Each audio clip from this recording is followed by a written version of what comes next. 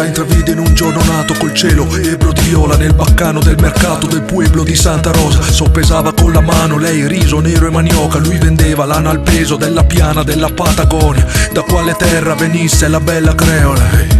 Nessuno avrebbe detto mai. Vestiva di trina fine, una ricca vestina tremula, con colori di oleandro, dell'orchidea e del mais. Era figlio di un'altra cifra, sì è vero, di un altro clima, spazzato senza sosta da una forza fitta ed assidua. E di quel vento portava Piero lo stesso nome Pampero, che correva sul sentiero della Pampa argentina. Cresciuto senza alfabeto fra il terreno e una nube, era figlio del Rio Negro, una bella India Mapuche. Era cresciuto a pane e vento, amante intenso, a parte il tempo, una creatura forte, mite, felice senza saperlo. Ma in lei lui vide la grazia di un mondo colto e profondo, per come piegava il collo spiegando il senso del cosmo. Lei forse vide il suo cuore duro pure ricolmo, voleva farne un uomo nuovo, un uomo colto del nuovo mondo. E fu l'incontro distratto, nato per strada in un tratto, il contatto fra natura e cultura nel lampo di un attimo. Quando lui le porse il braccio lei lo prese di scatto, fu l'impatto fra il vento freddo, il ghiaccio, il caldo e il vapore acqueo. Oltre le nuvole tu non sai cos'è se stai con me. Un altro mondo si aprirà, non sai dov'è la luce che è sulla via.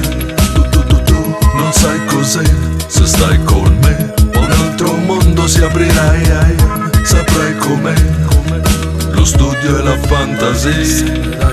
Vieni con me dai, io conosco la strada, quella che il sole rischiara là oltre il Rio della Plata. Così lui vide un mondo mai visto, ora vicino distinto, fatto di canti e battaglie, lava e capanne, malve di pisco. Corse al passaggio ogni tratto, ogni paesaggio incontrato nel viaggio, ogni villaggio incastrato fra i campi di grano e tabacco. Il culto del Cristo mulato, le case col tetto di fango, l'odore del mango marcio nel mercato di San Fernando. Vieni con me, ti insegnerò a chiudere il mondo nei fuochi. Lui si mise a temprare le mine come spade sopra una mola, che vedeva sgorgare il mondo da un flusso di inchiostri. Lei lo ascoltava capire come se fossero una persona sola. Vedeva i concetti eretti nei secoli uscire dai libri, lo scrosciare di un mondo che nasceva dai nomi, dai titoli. E imparava la storia dei forti, dei vinti, dei mondi già estinti, molti conflitti, morti feriti, moti per un mondo di liberi. I suoi occhi erano vivi e la sua voce melodia. Era un flusso continuo e assiduo come un'antica surgiva, ma non si stupì quando un giorno la vide andarsene via, diretta verso i luoghi ignoti fra i boschi di Tacarigua. Pampero tornò alla sua terra con nuovi occhi e ragione. Lui il pastore diventato, grande scrittore del tempo, con nuovi suoni e parole, i suoi fogli splendevano al sole. Una dedica alla bella creola vibrava nel vento.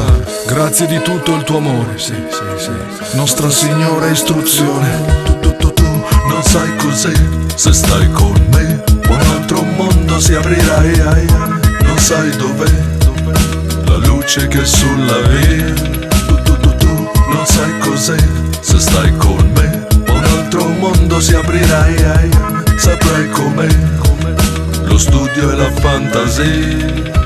Tu non sai cos'è se stai con me. Un altro mondo si aprirà, non sai dov'è la luce che è sulla via. Tu non sai cos'è se stai con me. Un altro mondo si aprirà, saprai com'è lo studio e la fantasia.